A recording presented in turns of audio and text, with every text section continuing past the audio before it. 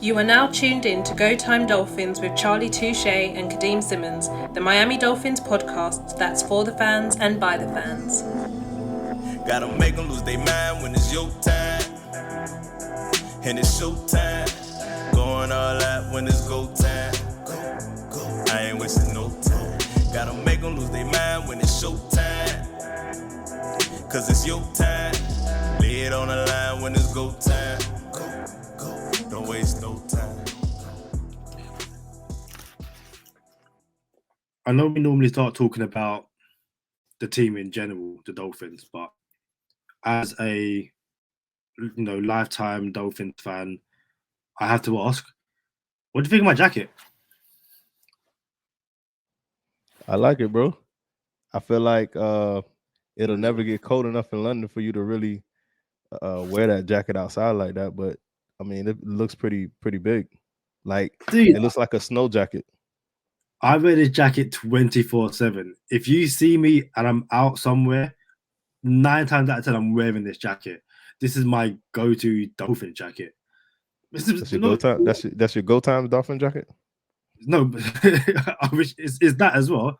But it's in general, it's my go-to jacket. If I'm stepping outside the house, be it for casual drinks, I'm pretty sure when I met you in London, I was wearing this jacket. The second time around, the one more recent. Yeah. More recent, yeah. I was wearing the jacket when I came to meet you in the hotel. You did, actually. And matter of fact, I thought it wasn't cold enough for you to wear that jacket, actually. So it's funny that we say it now. I'm like, bro, it's not even that cold outside for that jacket. I'm a cold person in general. I feel like, if I'm going to wear a jacket, I might as well wear the Dolphins. Plus, I remember when I was living in my mom's house, and I was just walking somewhere, and someone was like, "Oh, Dolphins fan," who was chatting to me, saying that he got some vintage Dolphin stuff himself. He was from the States, he moved to the UK, but dope jacket and stuff. So it's always good starting conversation with someone who's a fan, I guess. So, but yeah, I thought I'd get your opinion on it, given No, it's in there. I see you. Check it out. It's Go Time Dolphins. Is it Go Time Dolphins? I think it's Go Time Dolphins. All right. It's Go Time Dolphins, the Miami Dolphins podcast that goes not only across the pond, but across the world. I'm Charlie Touche. I got Kadeem Simmons with me. It's for the fans and by the fans. Yeah, it's Go Time Dolphins. We in here. What's the word, Kadeem? Where we going today, bro? So obviously the Dolphins have started to interview for the next head coach job.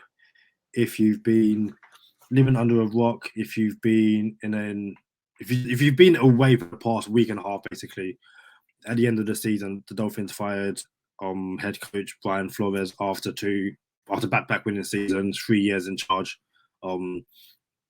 There has been a wide range of stories about the reason why he was fired. But a narrative that's starting to emerge over the past few days is that the Dolphins' job isn't an attractive job to a next head coach. People are saying that you look at the Bears with that defense and Justin Fields, the Giants, because of the market the Giants have. I guess the Raiders, given that they just made the playoffs, even though they got bounced in the playoffs. So, yeah, I think that all of a sudden, the Dolphins' job seems to be widely considered a bad one, and it's something that I don't agree with personally. As I'm, browsing the internet, basically, I came across this article on Fansided, the Dolphins part, Fin Fanatic. 5 reasons why the Miami Dolphins should be attractive to a new head coach. I find it interesting, that people seem to think it's a horrible job, and yet it's not. Quoting from the piece written by Brian Miller, ProFootballTalk.com tweeted that any head coaching candidate should tell Miami Dolphins to F off if they were asked to interview. Chris Sims continues to think that the Dolphins are a joke, and Stephen Ross is not exactly viewed as an owner. by the media as someone coaches want to work with. The Dolphins are a common whipping post for most in the media. So that's the premise basically behind the article. And yeah, I just thought, we speak daily basically about what we're going to discuss next in the podcast. And I was genuinely interested to your thought process to know, do you agree with this? Do you think that actually, even though you're a fan, it's a bad job to take? And yeah, I just want to know what you thought. I can understand if someone feels like this Dolphins job is a horrible job to take. I can understand that. You have the front office that hasn't gotten it right in 30 years. Like, we don't get it right, bro. No matter how far back you want to go, this ain't your granddaddy's Dolphins. You know what I'm saying? This is your daddy's Dolphins, but it's not your granddaddy's Dolphins. We used to be able to say this is your daddy's Dolphins, you know what I'm saying? But nah. Yeah, man, I can understand why it's unattractive. You have a sitting GM that's been in the building for over 20 years. You have Stephen Ross, who his track record isn't the best. Speaking of track and Stephen Ross, F1's supposed to be coming to Miami. They're gonna make a racetrack out of the parking lot. I'm gonna be there for that. Just know that I need to be in the building when they turn my neighborhood into a racetrack. I have to be present for that. So yeah, I need to be there for F1 when it comes to Miami. But I don't know, man. I can understand how someone says, nah, I don't want that Miami job. But who's gonna say no? Tell me who out of the candidates will say no to a Miami job where you were one game away from the playoffs the past 2 years. You have a quarterback on his rookie contract. You have a defense that was number 1 or number 3 in scoring defense in the league 2 years ago. You see what I'm saying? So it's like, yeah, bro, we have the pieces. We just need the touches. And apparently, if you get your head coach has been fired for basically not coaching reasons, but he wasn't the best on the offensive side of the ball. You got to imagine, I wonder what that thinking does to someone coming in. So if I'm a defensive candidate, I might be a little hesitant. But if I'm an offensive candidate, sign me up. I like it. Let's do it. It's Miami, by the way. It's the Sunshine State. The beach is 8 minutes away from everywhere. You know what I'm saying? Like, let's not get it twisted, bro. You know what I'm saying? So you got location, you have a roster of young, talented players, and yeah, it's the AFC East, but still, at the same time, I think it's an attractive job. Yeah, same. It's like you said, this is a team that has basically been one game away from the playoffs the past 2 years. And if you're an offensive coach, offensive-minded coach, basically you can't get any worse.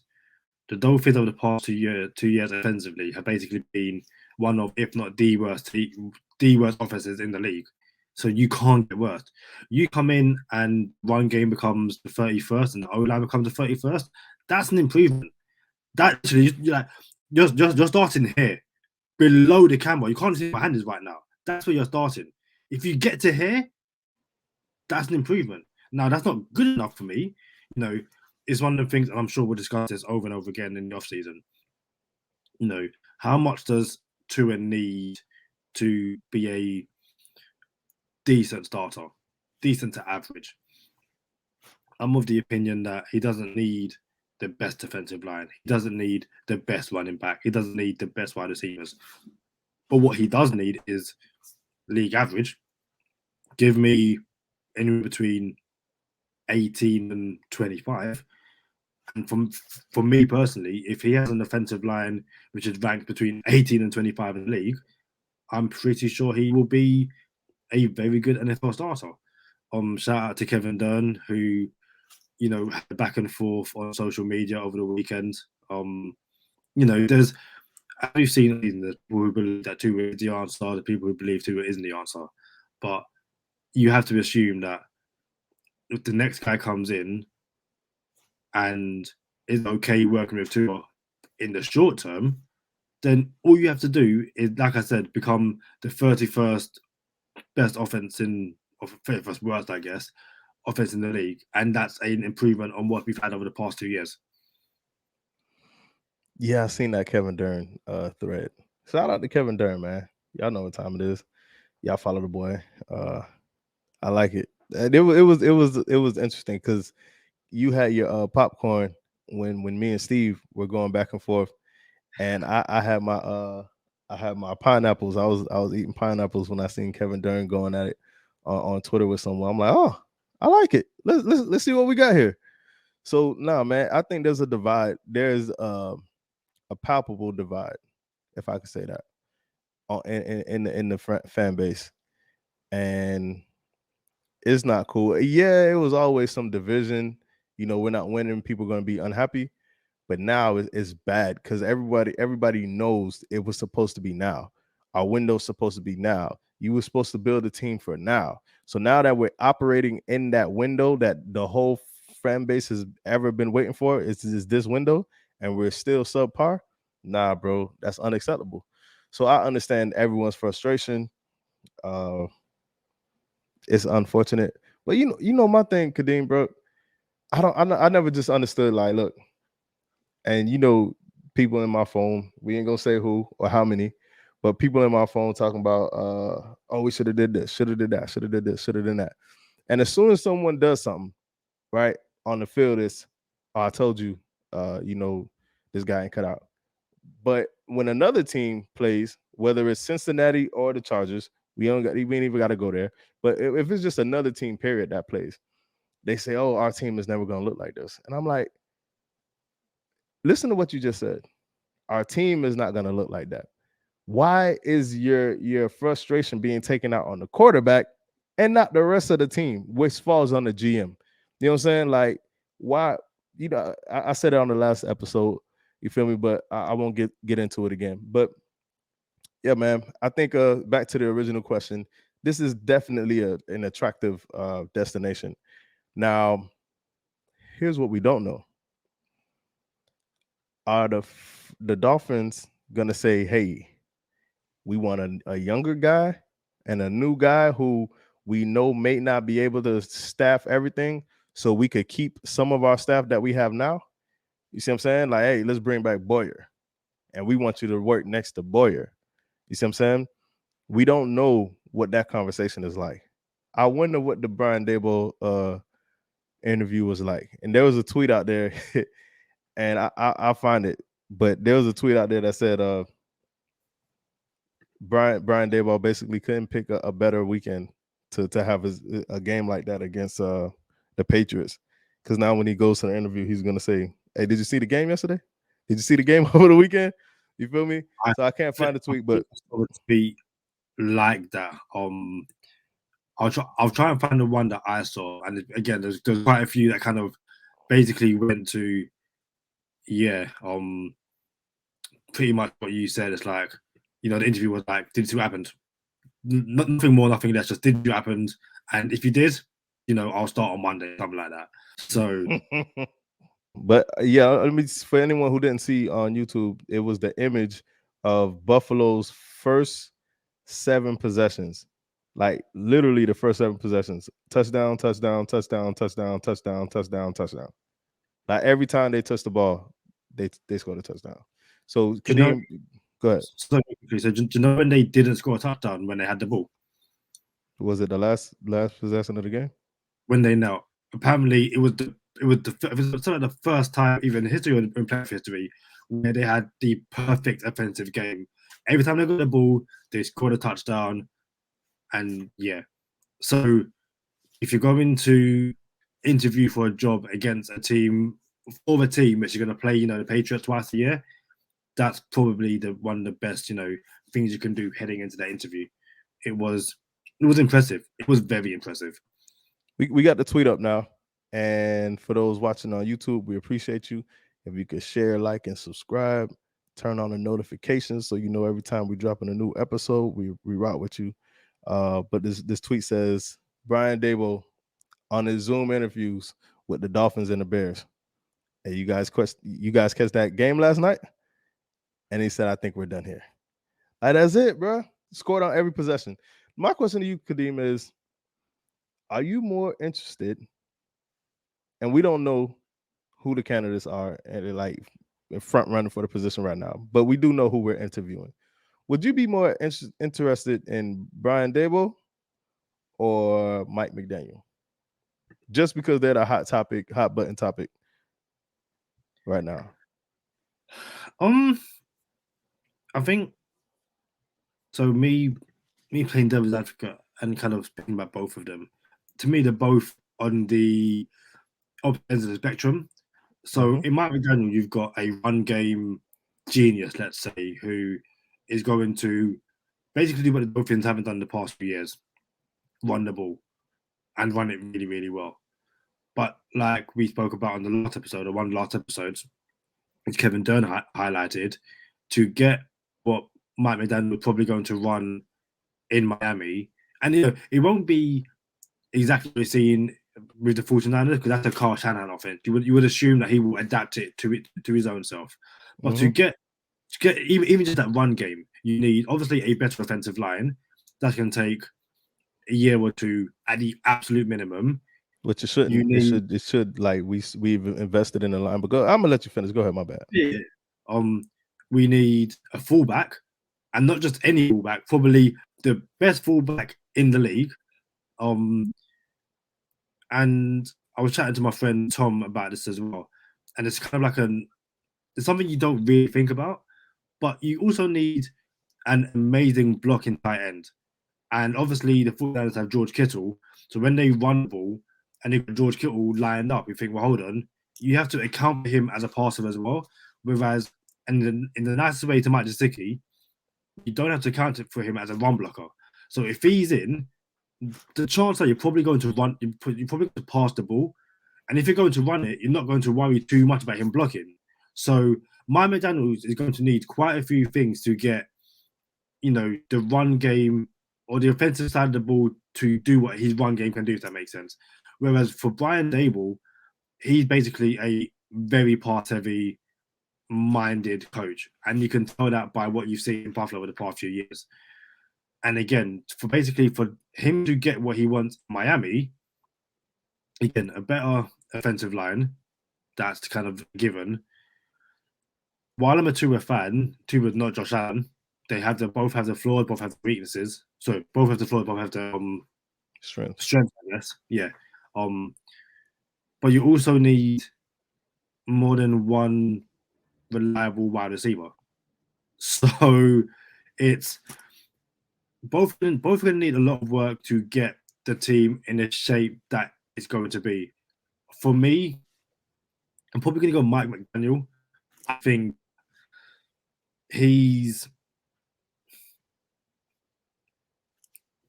Sorry for the long pause, but I just think that from when you hear and listen to what Mike McDaniel has said and what you've kind of seen him run in San Francisco under Kyle Shanahan, I think he isn't going to need a Josh Allen quarterback, if that makes sense. He's not going to need an absolute freak at that position. You've seen what that offense can do under Jimmy Garoppolo and less quarterbacks like him. I'm not saying that Tua is of the level of Jimmy Garoppolo. It's interesting to see how the Buffalo offensive scheme runs when it's not Josh Allen with his rocket arm. If it's a Jimmy Garoppolo, a Carson Wentz, do you know what I mean? Yeah. So, to your point, a lot of that offense, and the reason why your quarterback doesn't have to be lights out is because they run off of play action a lot because their run game is so good. So now you can get picked apart in the play action game, which would be nice if we had a running game here so we could use the play action too. So I get it. So now my thing is, I wonder if, because this is a big question mark, is our O-line as bad as we think it is? Can it get turned around? Can new coaches come in here and coach this O-line up? Although I know we're going to add a piece or two. We're definitely going to add a piece or two. 100% sure. So that's why I don't think it's as far behind as we might think it is. Like, I don't think it's, we 31st, but I don't think it has to be that far. I think, like, bro, what's the chances of all these boys regressing in the same year? That's crazy. So if we could get a right tackle for sure and a center for sure, I think that should be, and you get some new coaches now, I think you're back in the building. and it might not take you up to 15, but it'll get you in the high 20s. So you might be around 21st, 22nd O-line in the league, and that's all I'm asking for at the least. You know what I'm saying? Now, if we get better than that, that's great. You know what I'm saying? But at the least, that's what I'm looking for. And Kevin Durant hit it on the head. The passing game rankings are one thing, but all those teams, those other teams, they can run the ball, bro. You know what I'm saying? We can't run the ball either. So we can't pass the ball. We can't run the ball. That's just not what time it is. So as far as the question, I do understand what you're saying about what the offense would need if it was Mike McDaniel. You do got that blocking tight end and Kittle. You got a stable of running backs. Every running back they put back there is successful. You have more than one receiver. I understand the needs. I like the unknown, bro. I really, really do. And I'm not sure if the Dolphins are willing to go with the unknown right now because of the win now window that we're in. So I wouldn't mind Mike McDaniel just to see what we got. Like, hey, let's see what we get. You feel me? Brian Daboll, on the other hand, he doesn't even run the ball enough, and you need to run the ball to win. So I feel like you have to be able to run the ball to win. You see what I'm saying? Now, whether you run it or not, that's one thing. But I believe in this game, yes, it's a passing game. It's a different NFL, but you still have to be able to run the ball. And he doesn't call enough run plays for me, but that's intriguing as well. I guess just to answer the question, I'm leaning towards, I don't even know. I'm gonna just say Mike McDaniel right now. I don't even know who I'm leaning towards. And that's the thing as well. I'm leaning towards. You know, I think both have their flaws, both have, you know, their strengths. Both, listen, in the nicest way possible, if both come into Miami, or if he comes to Miami and fail Miami, I'd probably say you look at, it's probably Miami's fault. And that's because of what we've seen from Miami as an organization in the past. It's not that coaches have left Miami and gone on to win Super Bowls. That actually hasn't really happened, has it? But with each coach that's left Miami, you've had to look at it and go, okay, well, you know, the locker room had an awful atmosphere, or there was this, or there was that. You know, for the most part, is, you know, over in New England you had Belichick and Brady, and you just weren't going to beat that. And at the moment, that looks like, you know, over in Buffalo you've got McDermott and Josh Allen, so it's going to be difficult. But I think, you know, going back to the overarching question of the podcast, you know, is this an attractive job? I've said it before, and it's one of the things where it's going to be repeated on this podcast over and over again. Before you even get to the start of the season, you have $80 million in cap space. That might even go up after a few releases. You know, you might structure a few contracts, do X, Y, and Z. So you've got all the money in the world to basically go and get who you need in free agency, to go and make trades and stuff like that. You also have a rookie quarterback who isn't for everyone. I totally understand that. But it might be a situation where you say, you know, I've got my black Stephen Ross hat on right now, where it's like, you know, used to for this year. But if the team progresses, the offense progresses, but Tua holds you back, then I'll go get you another quarterback. So yes, you might be ready to Tua for a year, but your success might hinge on Tua. Your success might be, well, actually, how is the offense run overall? Has the run game improved? Has the offensive line improved? Are you drawing up plays in which receivers are wide open and Tua's blatantly missing it? You know, is he overthrowing guys? And if it's, you know, it's what we've now, you know, called the ice cream sundae analogy. If you build a team around this quarterback, and the quarterback is the issue, like you said, you just pop the cherry on the top, pop the quarterback, and you go, there you go, perfect. So, yeah, I think that's what every team too. If every team needs to be done the same way. Yeah, you know, you look at the Steelers going forward. Now that Big Ben's gone, you've got a running back in RJ Harris, you've got Chase Claypool, Juju Smith-Schuster if he stays. But you know, you have Deontay Johnson. Yeah, you have Fryer pieces. move. The tight end's pretty nice. Yeah, so you O-line have is pieces. trash. O-line is trash. Oh, yeah. But you go get a quarterback and you can improve. Is that offensive line 32nd in the league? No, it's not. So you know what I mean? It's trash, but if there's a trash, I have no idea what ours is. So I just think that it's not disrespectful towards the Dolphins because the Dolphins are what they are. There's a reason why these toys are coming out. There's a reason why, they haven't won a playoff game. I can't remember because I wasn't a fan of the team then. But as I've been a fan of the team, I've seen one playoff appearance, and we all know how that ended. So I think the Dolphins are the easy team to pick on right now, but I think they are being disrespected. Oh, disrespected? Yes, they are being disrespected across certain parts of the media, but they kind of have themselves to blame, I guess. Hey, before we go into bonus time, I'm going to change my answer. I'm going to go back to Brian Daboll. And I'm going to tell you why. I think it's easier to get the offense on track with Brian Daboll. Yeah, Josh Allen got a cannon. Tua don't have a cannon. Tua is more accurate than Josh Allen. I think Brian is educated enough to know what plays he can call, what plays he cannot call if he had Tua. And then you fix that line, and all you need is a piece or two for a receiver to run what Brian Daboll is doing. Like, because they don't run the ball often either. Their running backs aren't the best. So you get a couple receivers and fix your line. Brian Daboll could just, all right, we're ready. You see what I'm saying? So I'm gonna switch. I'm gonna switch my answer to Daboll, but I do like Mike McDaniel. When I say I like him, I'm very intrigued by him. So hey, listen, man, y'all come over to bonus time with us. We're gonna go through the new little, I don't even want to call it a segment that we got, but y'all know, tweet of the day coming up. Y'all follow us over to bonus time, man. Check us out. Y'all know what time it is. Stay positive. Test negative. For Kadeem Simmons, I'm Charlie Touche. Thank you for tuning in this time.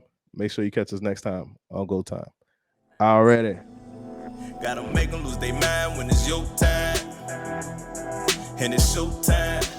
Going all out when it's go time. I ain't wasting no time. Gotta make them lose their mind when it's show time. Cause it's your time. Lay it on the line when it's go time.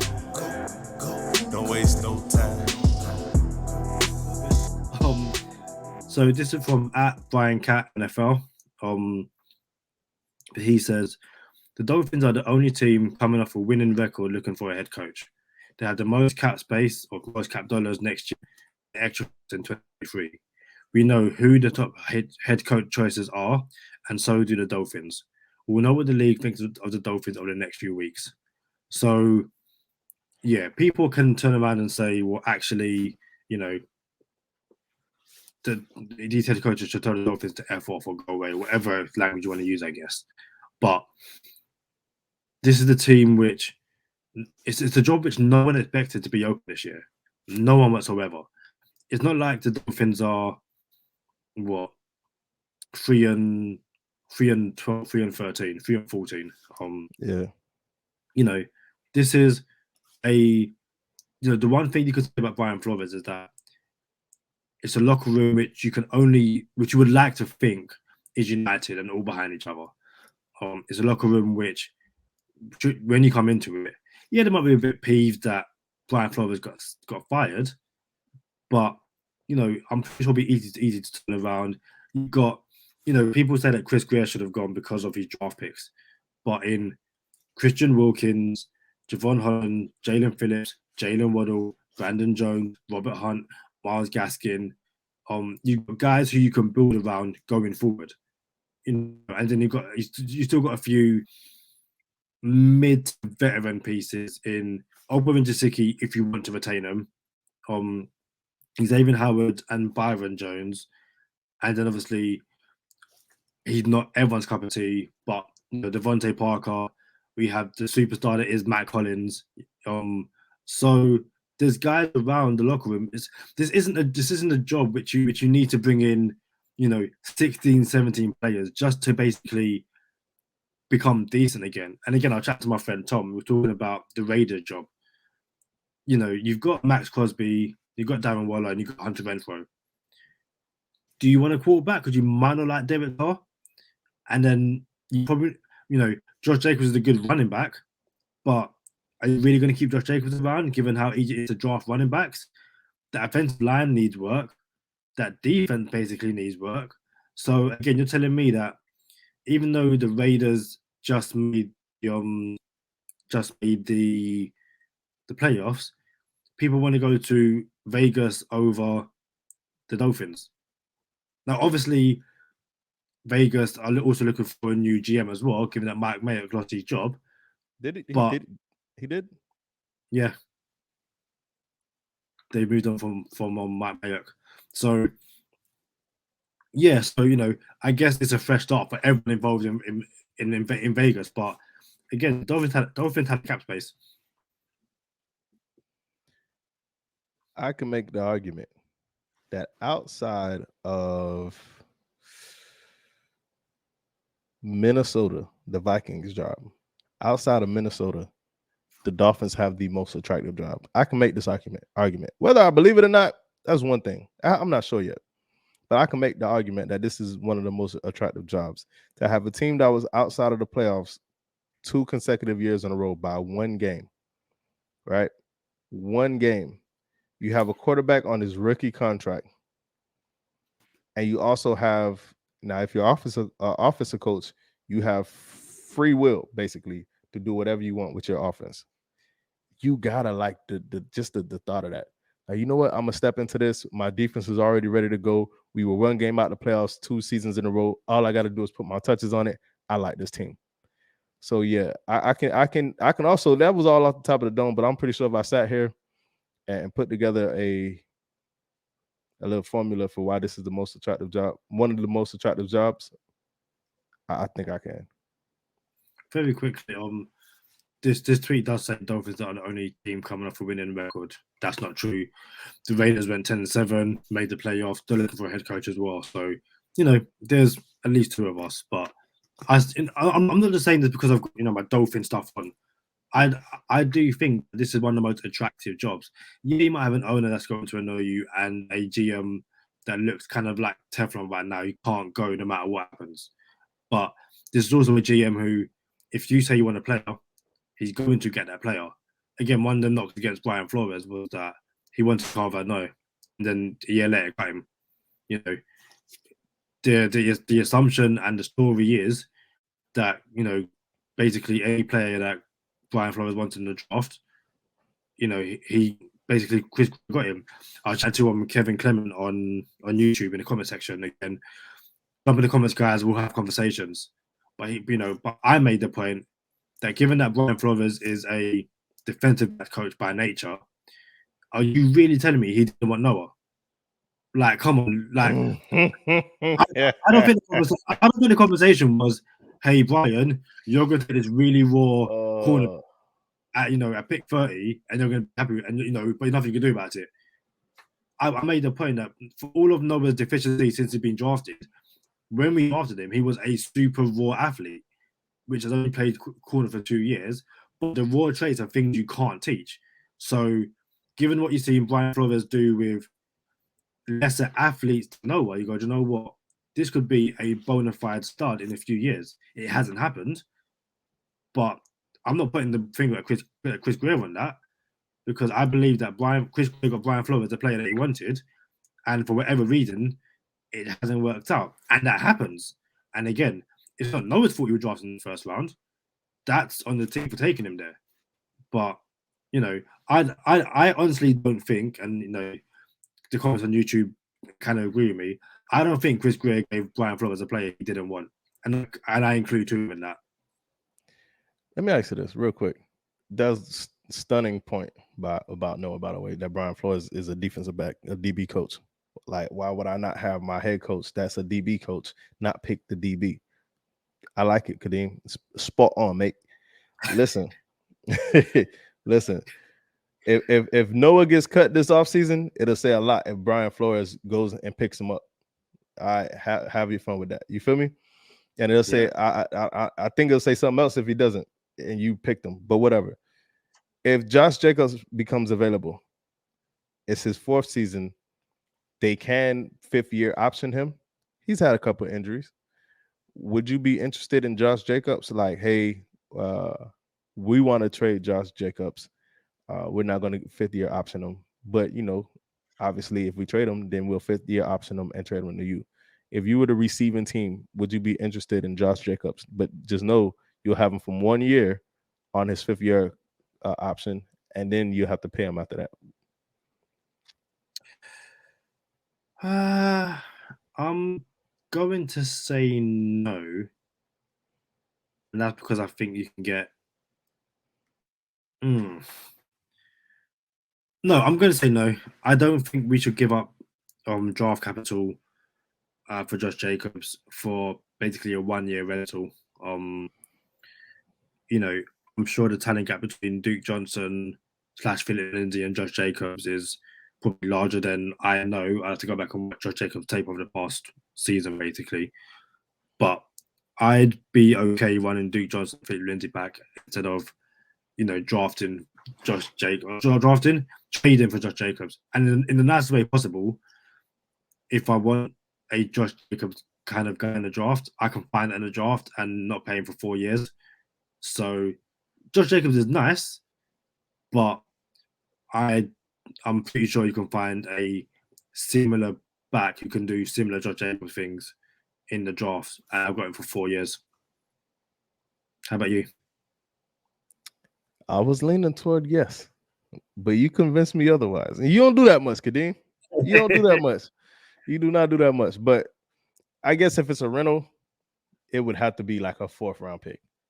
You know what I'm saying? Like, I'm not spending one of my first 3 picks on a Josh Jacobs rental. You see what I'm saying? Now, if I am not sure about Josh Jacobs and I have him on his 1-year rental and I got him for a 4th-round pick, and now I get to see if I want to extend him after this on a contract, I can spend a 4th on that. But if it's anything worse, like a 1st, 2nd, or 3rd, nah, we're not trading for Josh Jacobs and then pay him $8 million a year. I'm not interested in that. I think if you're going to trade for Josh Jacobs, that's a clear sign, an indication that you're making a play this year for the Super Bowl. Basically, you don't bring in Josh Jacobs to finish 8-9 or 9-8. So if that's the case, then yeah, I can understand why you're going to give up a day 2 pick at the very least for that.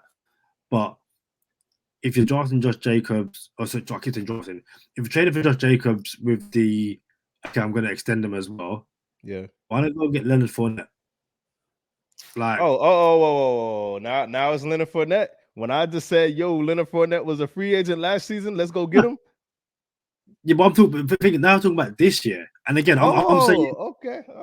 And I'm saying so this year, like I said, if you're gonna go and get Josh Jacobs, it's because we've got the team, and you don't want to take a running back who's going to need a year to learn the playbook and get acclimatized to the NFL. I need someone who can basically come in from day one and just run the ball and be completely fine. I mean, and if that's the case, if it was up to me, Fournette would have already been in the building, him and James Conner. But no, they both in the playoffs on somebody else's team. I'm just saying, both of them. I'm just saying. Oh, of course, yeah. But then it also means, and this isn't his fault, and obviously the different players. But what does that mean for Jared Doakes' future? Now, again, he's a 7th-round pick, but he's someone who just hasn't seen the field, and I mean, we'll see what it looks like. I don't. The jury's out on Jared Doakes.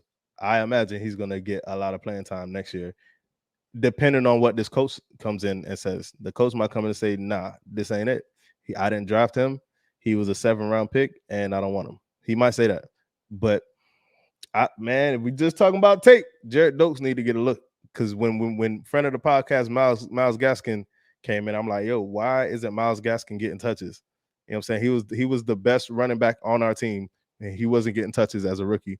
And then he ended up starting the next season. So yeah, Jared Doakes didn't get no touches this year. And it looks like they have basically a red shirt season for their late draft picks, which it's not working. It worked. You know what I'm saying? Okay, it worked out with Myles, but nah, man. Like, get this man some touches, bro. And it's not just late draft picks, it's Hunter Long, the third round pick. Noah Igbenogany basically had 2 redshirt years because he hasn't seen the field apart from special teams. So, yeah, listen, to kind of wrap up this episode, I still think the Dolphins are an attractive job. I can, if someone were to argue against it, I totally understand the point. Like I said, given you might have a quarterback who just isn't that good. You have an offensive line, which is buns right now. You have no run game. You have 1/2 reliable wide receivers. But, all those issues I just named are things that can be addressed in year one alone because you have 80 million in cap space and a bunch of first round picks. You have 1 first round pick this year and 2 first round picks next year.